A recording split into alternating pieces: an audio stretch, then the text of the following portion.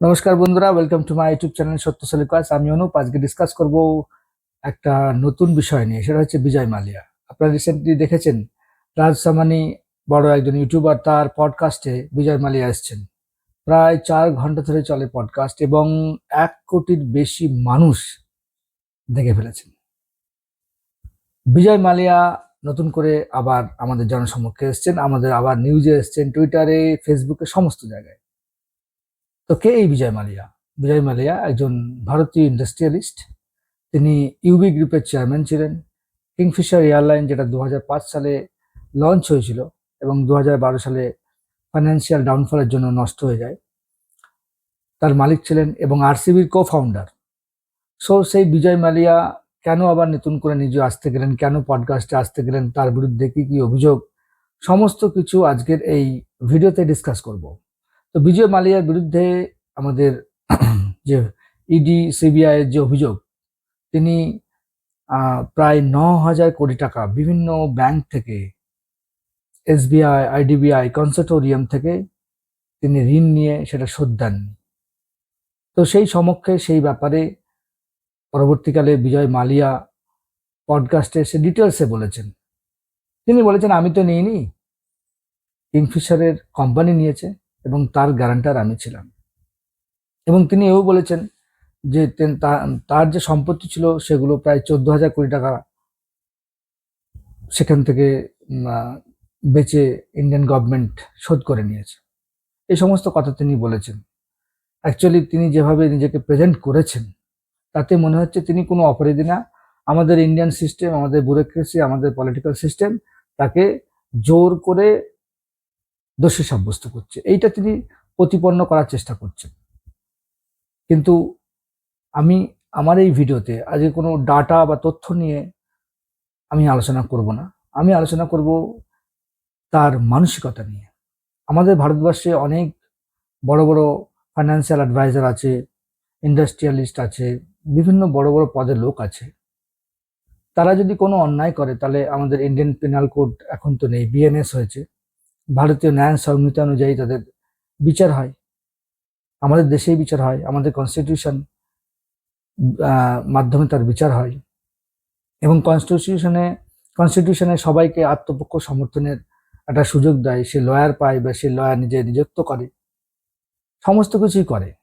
তো আজকে বিজয় মালিয়া পডকাস্টের মাধ্যমে এসে যে সমস্ত নিজের পক্ষে সাফাই গাইছেন, সেটা তো ইন্ডিয়ার থেকেও করতে পারতেন।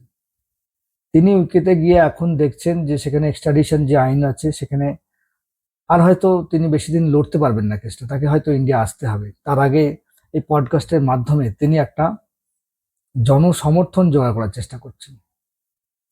প্রচন্ড ধূর্ত লোক তিনি। কারণ আমাদের দেশের যে সংবিধান, সেই সংবিধানের আয়তনে আয়তনে সবাই সমান, আইনের চোখে সবাই সমান। তুমি ইংল্যান্ডে বসে বলছো ভারতবর্ষের রাজনীতির অবস্থা ভালো না, ব্যুরোক্রেসির অবস্থা ভালো না, ভারতের জেলগুলোর অবস্থা ভালো না। তো তোমার জন্য কি আলাদা করে এখানে ট্রিটমেন্ট করবে? তোমার জন্য ভালো একদম সুপারস্টার জেল তৈরি করবে, তারপরে তোমার বিচার হবে? তুমি এখানে যা করেছো, যে সমস্ত ম্যাল প্র্যাকটিসেস করেছো, যে সমস্ত মানি লন্ডারিং করেছো, যে সমস্ত তুমি ট্যাক্স ইভেশন করেছো, তার এখানে কেস হবে। তুমি তোমার উকিলের মাধ্যমে কেসগুলো লড়বে। কিন্তু তুমি সেটা না করে তুমি এখান থেকে চুপি চুপি পালিয়ে গেলে, এখন সেখান থেকে পডকাস্ট করে ভারতীয় জনগণকে তোমার পক্ষে টানার চেষ্টা করছো। এটা একদম পুরো খুব, আমি বলবো, ব্যাড প্রেসিডেন্ট। তিনি বলছেন যে আমি চোর নই, আমাকে আপনারা ফিউজিটিভ বলুন। তুমি চোর এবং আমরা 1000 দিন বলবো, কারণ তুমি চুরি করে এখান থেকে ভারতীয় জনগণের টাকা মেরে দিয়ে তুমি চলে গিয়েছো, এটা আমরা জোর গলায় বলবো। তোমার যদি সাহস থাকতো, তুমি তাহলে এই দেশে থেকে তুমি কেস লড়তে পারতে, এই দেশে থেকে, আমাদের দেশের সংবিধানের আওতায় থেকে তুমি লড়তে পারতে। কিন্তু তুমি তা করনি। তুমি বিদেশে গিয়ে পডকাস্টের মাধ্যমে একটা জনসমর্থন আদায় করার চেষ্টা করছো। এবং ঠিক এই জায়গাটাই তোমার সঙ্গে অন্যান্য ভারতীয়দের ডিফারেন্স।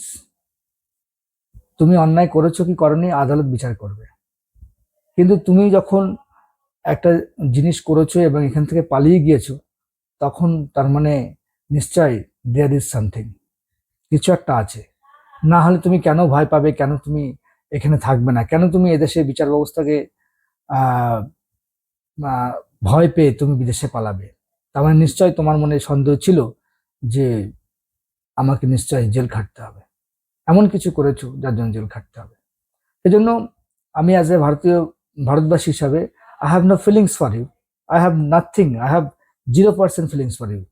যতই তুমি পডকাস্টের নামে নাটক করো না কেন, আমাদের কোনো ফিলিংস নেই।